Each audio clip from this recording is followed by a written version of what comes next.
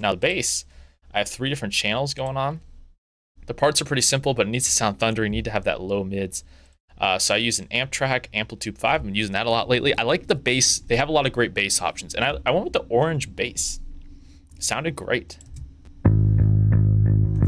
Nice and dark, but a lot of low mids. Condenser and SM57 with the orange cab. No additional processing, just worked. DI, I used my low trick with the DI. Boosted the crap out of the... I love this lift series with that. Gets rid of all the highs, and then a limiter.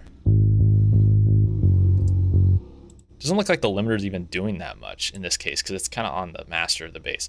Then I have a fuzz track. It sounds like Weezer's been known. They have some fuzzy guitar sounds, bass sounds.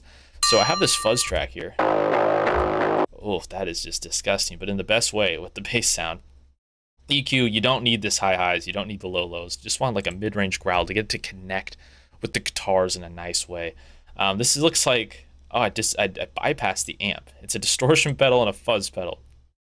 Yeah, real crazy, but mixed in with the bass sound.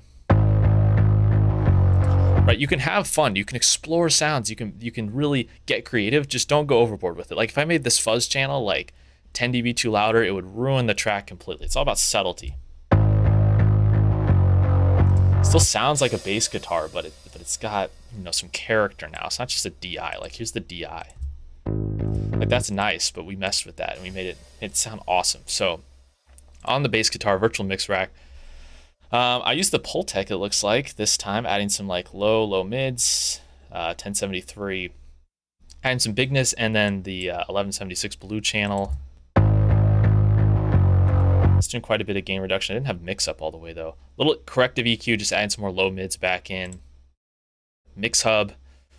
Looks like some EQ moves were done. And then the black channel bass. This is my favorite preset for bass guitar. It sounds incredible. I didn't feel like I needed a limiter this time. This is not like hard rock or metal where the bass needs to sit. Like this was a little more garagey sounding. It doesn't need to have like the sonic character of the most crazily best produced record of all time. So the drums and bass together sound like this.